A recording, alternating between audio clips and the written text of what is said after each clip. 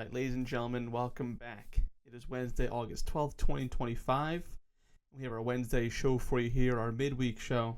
Continuing this off-season grind, we're getting there. The roster mania is keeping it fun, but we can't help but feel like it's that midsummer, end of summer lull of Call of Duty is kind of dead. The beta's far out, and we're just kind of stuck in between. Luckily, we have this roster mania to keep us afloat because that's like the only thing that keeps me going. I don't even play ranked anymore. I just swipe up on Twitter and pray something else pops up, even if it's just like a fucking random ass dude saying something. I just need something.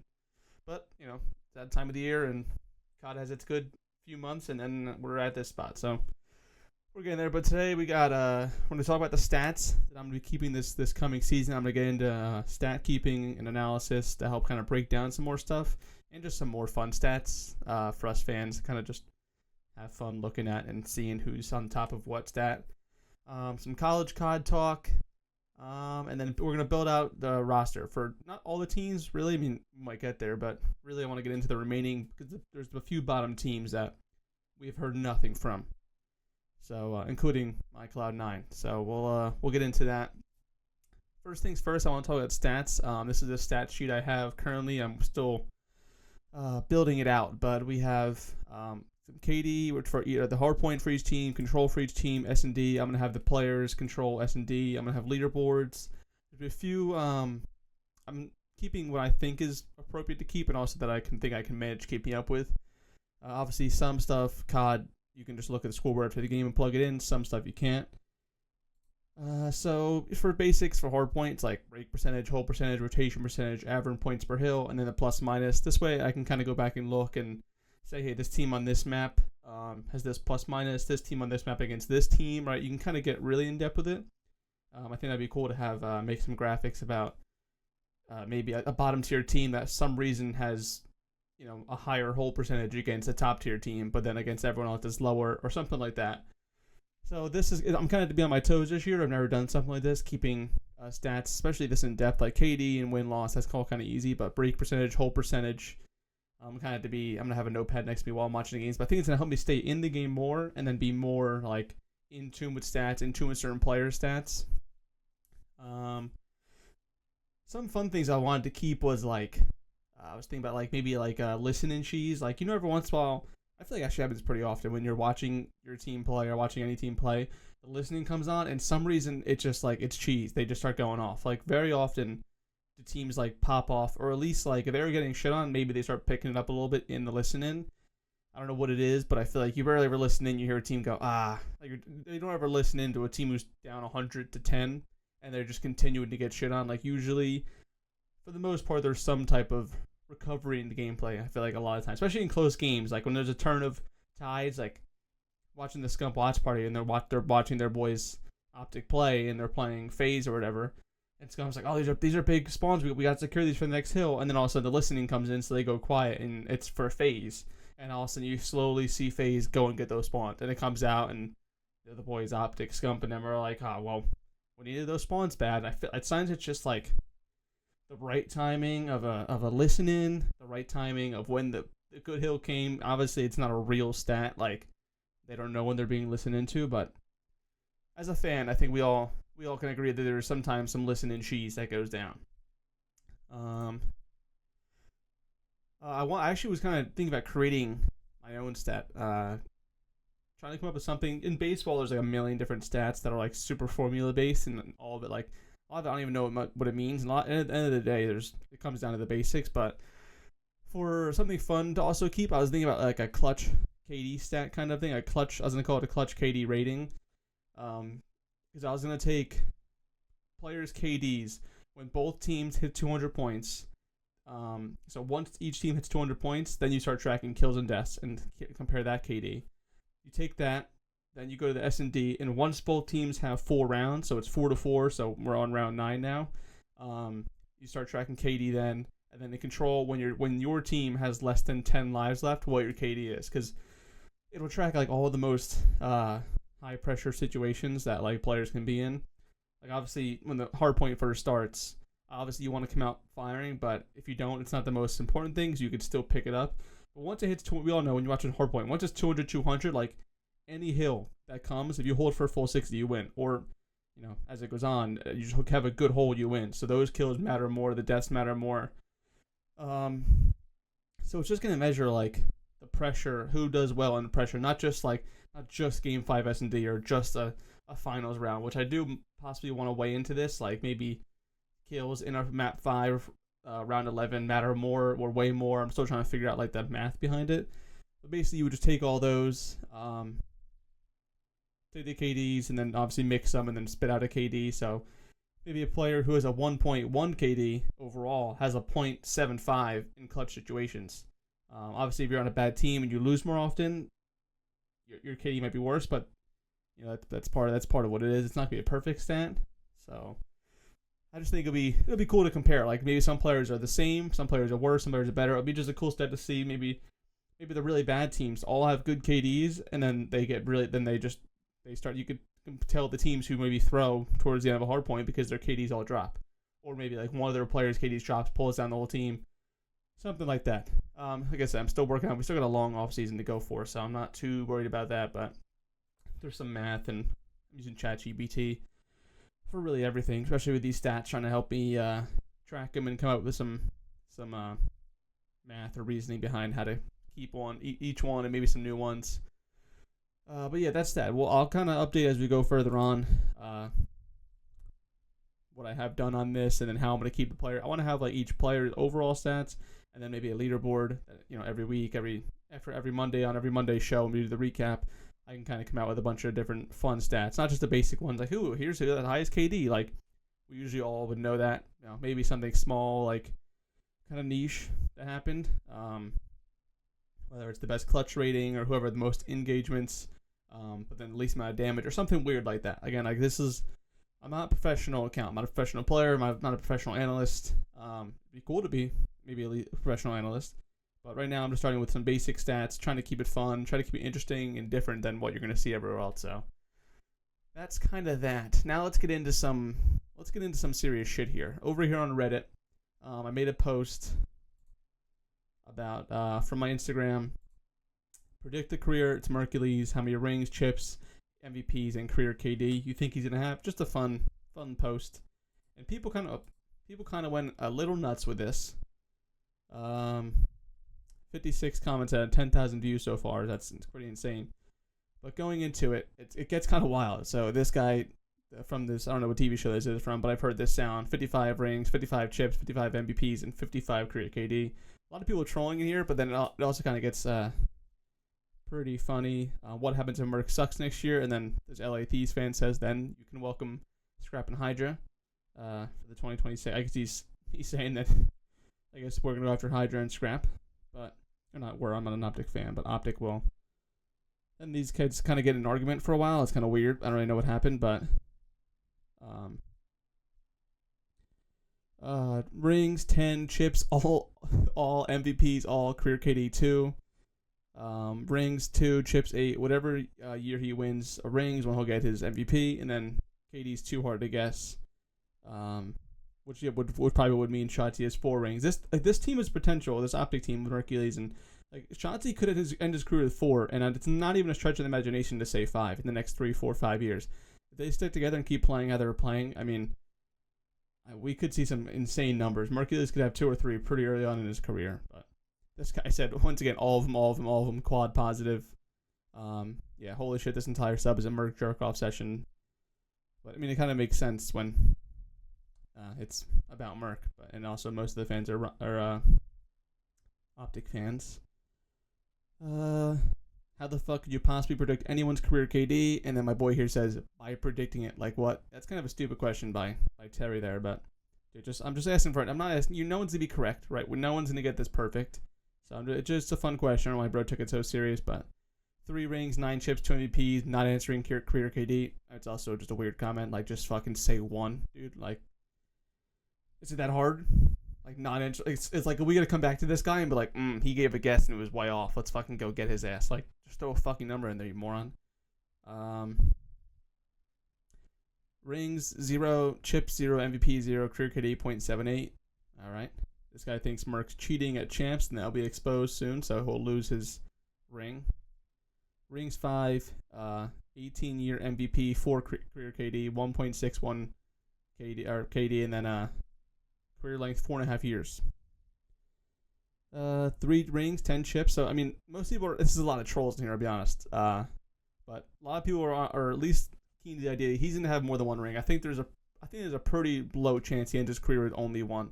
He's 22. Let's say he has 6 more good years in him, and he could go longer. I mean, we don't really know how Cloud's going to progress. But I mean, this Optic team, especially with him, he's gonna have Shanti for a few more years at the very least. And it's also Optic; they're always gonna be good. So, and I thought this one was funny. 1 for each finger, chips, whatever he wants, MVPs, all of them, unless fire 40 returns, career KD, an impactful 0.8. He's had good intangibles. So, that's a great comment. But like I said, most people somehow this turned into like argumenting. I guess this is what Reddit is. Everyone's just fighting over like what they're just predict something, bro. Like just throw your prediction and move on. Yeah, like I don't know. People got mad about scrap. I don't know. Reddit's out of their minds, but for the most part, people were kind of at least keen to the idea that he's gonna have 5+ chips, probably an MVP somewhere, and then more than 1 ring by the all said and done. I'd say he gets 3 rings. I mean, it sounds insane, but I think it's 3 rings, 10 chips, 1 MVP, 1 or 2. I'd say 1 MVP to be speed, because he might get fucking robbed. People might start the whole the fatigue voting, because this year people probably would have voted for him. Next year he'll probably fucking win it, and then he'll probably end his career with like a 1.08 or higher, I'd say. But yeah, so Merc is the talk of the town, and that's because I want to move on to this next bit here, where it's more Merc. And again, the reason what inspired me to ask this question was Optic has their Legacy Week going on right now, and I get he's playing former pros, like it's a different game, no one's practiced on it, like, but he just absolutely fucking murked everybody on Optic. This kid's brand new, drops a 1.43, 0.25, 1.59, like utterly just destroyed everybody in Optic. And this is on Advanced Warfare, like SCUMP. This is prime SCUMP. Like this is something that's one thing I put out there was is Merc the next SCUMP? And I say this because SCUMP is the one who's like good at just everything. Like every game he plays, he's good at. Right, if they go back in time and play a game, he's usually dropping the highest KD. Like he's out of the dynasty. Like obviously Formal plays Halo, but out of the dynasty, he's the best one because they all either stop playing or like fucking Crim drives, Karma just coaches. But SCUMP seems like every time they did these videos and these games, he would always be the best just because he still plays and he's just always been like that. He's kind of just more of a nerd. And this is exactly what Merc did. They go play an old game. It's random teams. They don't practice on these maps or anything. And he comes out and he just like fried everybody. Like he's frying like people like Crim6 and SCUMP and Formal. Like I guess I don't know if he's on Formal's team or whatever, but like still people who are good at Call of Duty. And he comes out and like just mows the field down. Like he had the best stats in legit basically every category. Like it's something you would see at a SCUMP, and that's why I'm asking this question. Like, one, he already has 2 wins. He already has a ring. He's on Optic. He's gross. Obviously, he's an AR, so it's a little bit different. But nowadays, that doesn't really matter. I feel like as much. Like he still is just he can push pace and be just as talented. I don't know. He just has all the confidence in the world. He's laid back, kind of shy, and just fries. Just at the end of the day, he'll come out and he's gonna fry. Like, you can count on that every time. I know it's kind of a weird example to use like a Optic Legacy Week, but I don't know, just giving SCUMP vibes where he just is good at everything. Like bro comes in, he's only ever won so far, and I don't know. Shotzi you think is the next SCUMP because he's on Optic. He has 2 rings for Optic, all these chips for Optic, been there for years. He is the SMG, but I don't know. Merc. I mean, maybe they just have SCUMP coming out of like a factory somewhere, coming into Optic, because they're going from SCUMP to Shotzi, and now this kid's he's 22, just turned 22. So the young talent they're having is just on a consistent basis coming in. So Merc's fucking insane, bro. It's when Cloud9 went to the Challengers pit to pick up somebody, we got Cap and Spart, bro. Like we've seen what they can do, right? We've seen what they can do. fucking optic goes and picks up Merc as soon as he's free, and this kid's the fucking next coming of God in this game. I don't know. I mean, this next year's gonna be a huge tell. Like, I don't think he's gonna be shit, but like if he comes out and he's like, all right, he's human. Because so far he is looking not human. Obviously, I think Champs Grand Finals, whatever, he had like a negative KD, but he's still just so impactful on the map. He plays like a veteran so early on in his career, which is like you look at other rookies come up and it's just like, oh, well, they're a rookie. This dude doesn't look like that at all. So this kind of doesn't really make sense, and I can easily see him coming out next year. They're the only team not making changes. Their chemistry is insane. Like he can easily start getting wins so fast and just start racking up accolades and all that stuff. I don't know. It's fucking kind of wild. It's insane. So, what else do I fucking have here? Man, just all optic and Merc, man. Fuck everybody else. One other thing I want to jump into. Oh, the snipers. Bringing snipers back is not hard. Just we need someone to hear us out. I guess he went on to talk about aim assist, taking aim assist off snipers because pro players complain it's too easy, which I can get because sometimes now I would use a sniper. I'm obviously not a pro, nowhere near as good as these guys, but I would hit a snipe and I'm like, how the fuck did I hit that? Like it just kind of like sucks to the guy for you. Pause.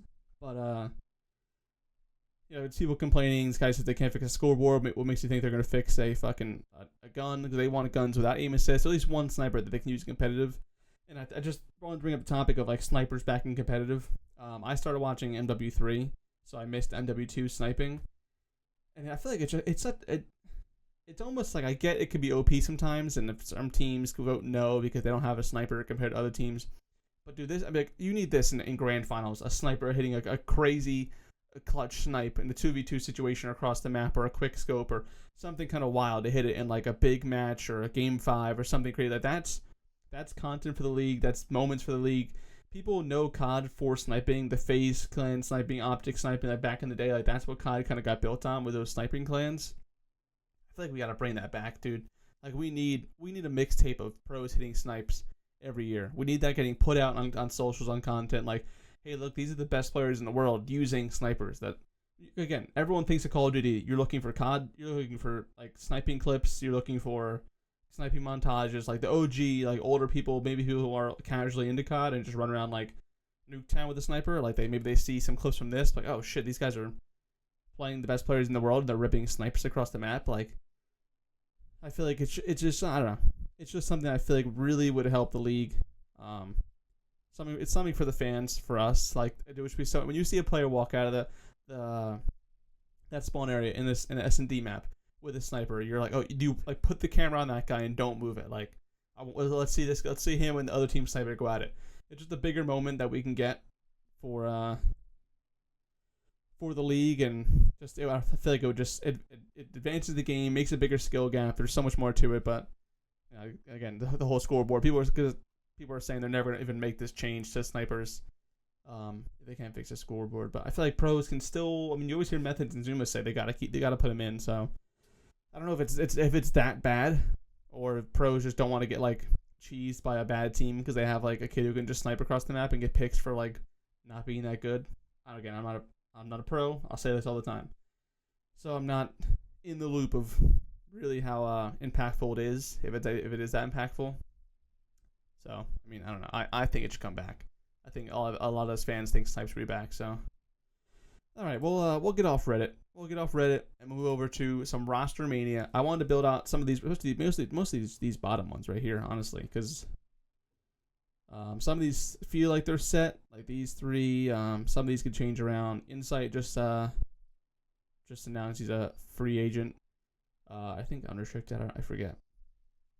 But these bottom teams is where it gets crazy because like you have 3 basically empty teams here, 4, and we have no clue who's gonna land on them at all.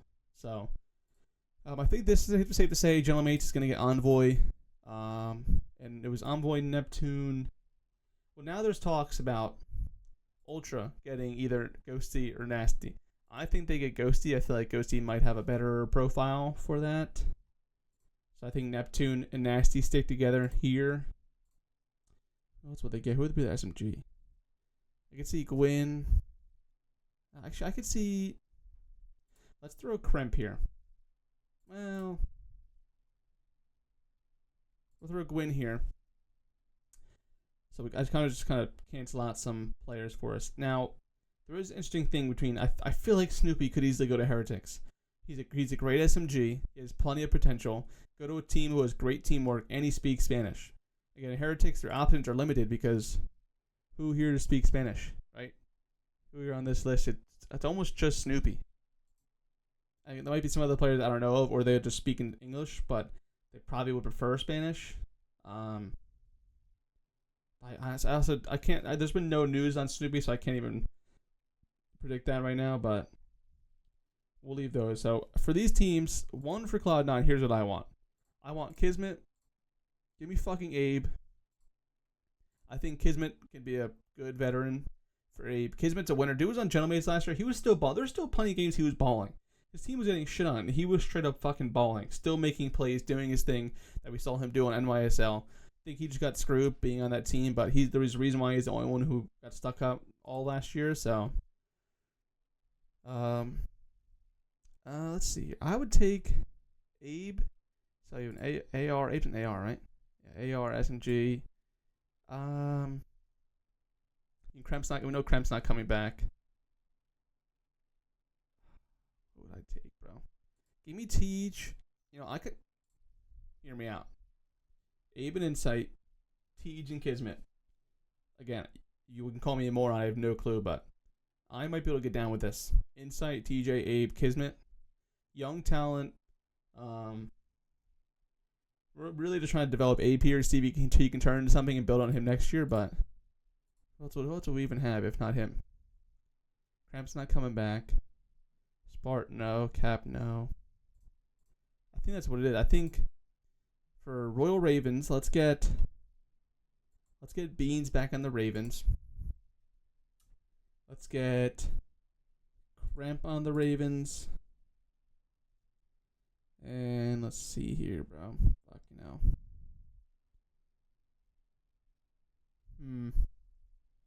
What's Lunar is an AR, right? What do we have here? We have 2 ARs. I think it's 2 ARs. What's Geo? Is Geo a fucking AR, bro? The SMG. Geo or Nero, I don't remember what they are. Oh, dude, I thought there's not enough players here. I think Surge. What is Surge? Surge? Where are these? They should go over this whole omit team, bro. These young guys on here. Yeah, Mamba, Craze on here. Fucking hell. Exceed was good too. Oh, there he is. Craze, Mamba. Like, dude, they're in a full rebuild. Go grab these 2 Challengers players, bro. Fuck it. Let them ball. Like, this team is not going to be a championship winning team no matter what. None of these teams are. But, I mean, Surge just had a team get second 4 times in 1 year. They lost everybody, including their coach. Go fucking get the Challengers kids, bro. Who was it? Put the whole Challengers team on this fucking roster, bro. Craze, Mamba, Mac. What else do they have? What else is on this team? Oh, it's Vivid. I would take that team from them, bro. You have a chance to have some fun. It's an amateur team that was last year. They might have some dog in it. Like, you know what, bro? Last year we fucking beat FaZe in that tournament. They can have the comment saying we broke FaZe. We broke FaZe up. Screw it, bro. Go see if these guys are gonna be any good, right? It's like can't hurt at all. Literally can't hurt. Estro, so he's not getting these 2. God, this is what I'm saying, where it just falls off fucking hard, bro. It's a far fucking fall. Oh man, get fucking Illy back in the league, bro. Illy's on G2. Like what? Like really? What's like? Is he a worse option than some of these guys? What is fucking? Is Estriel, Geo? Can he use an AR? Estriel is Geo an AR, bro? I feel like he's an AR, but he's not going back to G2, so that doesn't matter. Jesus Christ, dude. These teams are fucking chopped. You want to talk about a chopped team, bro? Holy shit. Take Exceed. Get some challengers players, some new players. Fuck it, bro. You're not winning anyway. Just take them. I don't know what he is either, I'll be honest. This is my knowledge. This is how far my knowledge extends. Man. Fighting for the scraps. You want to talk about fighting for the scraps here? Holy shit. I don't even know some of those guys on the bottom. If I'm them, I'd go for Lunars. Give this kid another chance on a team that wasn't the worst team in the league last year. Start from the year. fuck it, maybe they'll figure it out. Boston, what's it? Purges and AR, SMG. Stoopy came here, I think. I feel like Gio's they are, bro. Put Gio on this team. Pop off potential. Was he? No, he wasn't. Gio did play with Purge though a few years ago, so it's a possibility, right? Real Ravens, fucking hell, man. I want to see Priest in the league, but I feel like this is just another opportunity for Priest to be on a team that like could be half decent, and they just get shit on, and it's just more misery for him. Let's just go Nero. Well, then they have too many hours if I'm assuming he's an AR. God damn it, dude. Fucking take, man. I don't know who this guy. I don't know who. What do they need? One more SMG? Who's the fucking SMG on this list, bro? Take Capra. I don't give a fuck. I'm really mostly focused on my Cloud9. I think Gentleman's are. This is going to be a good team. They're not going to win anything, but I think they're a team that could be an upset. And this kind of jumping me into our last segment here is the 404 spotlight. It's the underdog spotlight put on a team of people that people are not going to think of when it comes to winning a championship, but this is the team that's going to be there. Envoy, he's plenty of wins on a Great Thieves team last year. Had his moments in the first half of the year where he was probably the best player on that team at times. Neptune was the best player in Surge last year. Could be a legit superstar. Nasty, I think he was a great leader, good comms on that team with Neptune. They're both hungry, looking for redemption after getting fourth a million times. And Gwyn started to show promise. Gwyn's biggest issue was he wasn't showing up on LAN. And he actually, last year towards the end of the year, he showed up. He showed up and said he can play on LAN, like showed he can play, not just online, right? Not just drop a 1.4 online and then come to champs and get bounced top 12 every single time, or come to his event. I don't know. This team, I think I talked about last podcast. This is not a team I want to see in the first round. If I'm Koi, Thieves, FaZe, any of these top teams, I don't want to see this team first round because it's a hard fucking first round match. Like this is asking to be upset. Like, yeah, this team shouldn't win against one of those top teams, but that's what they need. They just need to. No one expects us to win. There's no expectations on us. Just a let loose, go free, go fucking ballistic type of squad. Like Envoy just got dropping Thieves. They just both got second. Gwyn's trying to finally find his footing and actually make runs on make it to Sundays, which he just hasn't been able to do in his young, pretty good career. Like this team has nothing. There's nothing to lose. Go make it happen, bro. I would not be surprised to see this team on Sundays a couple of times by upsetting some of those top teams. In Cloud9, all I'm hoping here for is just make champs. I don't want to see Kismet have another shit year on a bad team because he doesn't deserve that. And let's just see what this Abe kid can do. If this year isn't great, but he shows he's good, we drop everybody and we go pick up some players come next year. God, it sucks being a New York fan. Just every single season comes around and you're like, yeah, but if this goes well next year, like it just, God, dude, one of these years when I'm gonna get to come into Rostermania or into a season and be excited for it, but not right now. But I would love to see this because it's kind of like a silver lining and like, yeah, we got shit on, but hey, Abe looked good that tournament, right? Like maybe we made it to Saturday and then got bounced. We had one or two good tournaments. Hey, Abe's leading this team. He's starting to look like a legit stud. That's something to take away. So, but 4-4 spotlight gonna go to this Gentleman's team if it becomes a thing. I think it should become a thing because I think this is actually like a legit nasty squad. Well, I just realized I have too many SMGs, but I think Envoy can run. Or no, Gwyn said he'd run flex. So yeah, fuck it, bro. Just give him the talent. Take the talent and fucking figure out after that, bro. Nowadays, it just run and shoot your fucking gun at people. I don't care if you're AR or SMG, you figure it the fuck out. But that's gonna do it. I mean, the only other missing piece here would be Miami's last player. So something in here is not right and won't happen because there is no way they're gonna end up with a bot. The only thing I could see is maybe Snoopy goes there and they pick up somebody else, and they're just mid for the fucking every single year like they've always been. But I think that's gonna do it for us. Go check out everything from the stands on Instagram, YouTube, TikTok, Twitter. This podcast is on YouTube. It's on Spotify. Next week, I'm trying to get some clips from streamers, asking questions in their chat to get them to answer some, to get their takes on a few different things. Keep an eye out for some more fan polls on all the socials. And we're just looking forward to more Rostermania. I think as time goes on, we're going to keep getting more and more big updates. So just keep an eye out for all that. And I appreciate you stopping by. I'll catch you on Friday.